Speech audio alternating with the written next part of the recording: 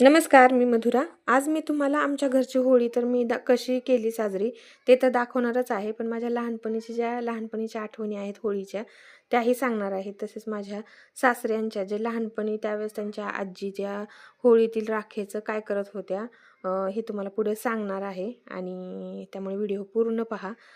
खूप छान असं केली होती होळी साजरी आम्ही. आणि छान मुलींनी रांगोळ काढली होती पहा, हॅप्पी होली म्हणून. आणि होळीचं अशी छान रांगोळी काढली होती, मला तर खूप आवडली. म्हणजे आधीच घराची साफसफाई तर केली होती, त्याच्यानंतर अंगण झाडून छान असं कुंड्या ते बाजूला सारून साफसफाई करून घेतली. त्याच्यानंतर अंगण धुवून काढलं. आणि तसं तर होळीचा 6च्या नंतर, म्हणजे 6च्या नंतरच होळीचा मुहूर्त होता, पौर्णिमा सुरू होणार होती. त्यामुळे 6च्या पुढेच आम्ही होळी पेटवणार होतो. होळीची तयारी करत करतच माझ्या मुलीने आणि मुलांनी त्यांच्या लहानपणी छान छान गोष्टीमध्ये जे मुलाला आणि मुलीला जी गोष्ट माहीत होती की भक्त प्रल्हादाची, म्हणजे होलिकाने घेऊन तिला भक्त प्रल्हादाला अग्नीत बसली होती. आणि तिला जे वरदान मिळालं होतं, एक वस्त्र मिळालं होतं की ज्यामुळे ती अग्नीपासून बचावली जात होती, म्हणजे ती अग्नी तिला भस्मसात करू शकत नव्हती. त्यामुळे त्याला घेऊन बसले होते. पण चांगल्याचाच विनाश करणारी वाईटच होलिका अग्नीत भस्मसात झाली. त्यामुळे होळीला ज्यावेळेस आपण प्रदक्षिणा घालतो, त्यावेळेस आम्ही राग, मत्सर, भांडण हे सगळं त्या अग्नीत जळून जावं अशी प्रार्थना केली.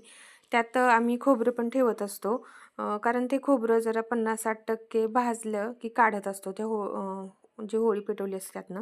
आणि ते प्रसाद म्हणून किंवा ते खोबरं खात असतो. कारण त्या खोबरं ज्यावेळेस आपण खातो त्यावेळेस आपल्या अंगातली उष्णता कमी होत असते. त्यामुळे दरवर्षीच आम्ही असं करत असतो, होळीत खोबरं टाकून ते खात असतो आम्ही. होळी करत करतच मामांनी त्यांच्या लहानपणीची एक आठवण सांगितली, की ते म्हणाले की आमची आजी ज्यावेळेस होळी होत होती आणि आपल्या ज्या गौऱ्या ते पेटवल्यानंतर जे राख होत होती ती दुसऱ्या दिवशी आमच्या अंगाला लावत होते. की त्या आजी म्हणत होत्या की ही राख लावल्यानंतर लहान मुलांना उष्णतेचा त्रास होत नाही, म्हणजे उन्हाळा जड जात नाही. त्यामुळे त्यांच्या अंगाला हे राख लावली जातो असं असं त्यांनी मला पण माहीत नव्हतं. मला ही पहिल्यांदा माहीत झालं आणि माझ्या ज्ञानात भर पडली. मला एवढं माहीत होतं की हीच राख आपण म्हणजे पूर्वी लोक खत म्हणून झाडांना टाकत होते. किंवा झाडाची मुळाची वाढ होत नसेल किंवा फुले गळत असतील, फुलाची आकार लहान असेल, त्याच्यावर मावा, काळा मावा, लाल मावा जर पडत असेल झाडावर, तर जंतुनाशक म्हणून आपण त्याच्यावर टाकत होतो. आणि त्याच्यामुळे ते कमी होत होतं आणि झाडाची वाढ खूप छान होती. त्यामुळे सर्वजणच ही राख पूर्वी ठेवत होते आणि मातीत पण टाकत होते. त्याच्यामुळे मुळांची वाढ छान होत होती, मातीतील बुरशी कमी होत होती. असे राखेचे खूप असे महत्त्व आहे या राखेचे. अशा प्रकारे घरातील होळी अशी साजरी केली. आणि फक्त सणच नाही तर कुटुंबाचा, प्रेमाचा, एकतेचा आणि आनंदाचा उत्सव साजरा केला. आणि खूप छान असे आनंद साजरा केला आम्ही होळी सण. आणि माझ्या लहानपणीची एक आठवण सांगते. आमच्या गावी असं व्हायचं की इसी बाहेर मंदिराच्या समोर अशी मोठी होळी केली जात होती. एकच होळी असायची, म्हणजे प्रत्येकाच्या घरी होळी होतच होती, पण गावची जी होळी असती ती एकच होळी होत होती.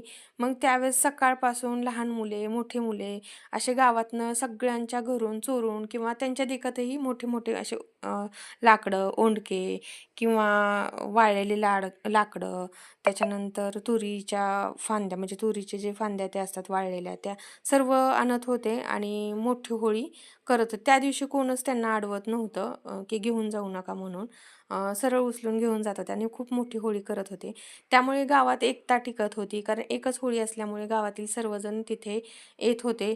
तसेच प्रत्येक घरातून त्या मोठ्या होळीसाठीही नैवेद्य घेऊन जात होते. आम्ही लहान होतो त्यावेळेस आम्हीही घेऊन जात होतो मोठ्या होळीला नैवेद्य.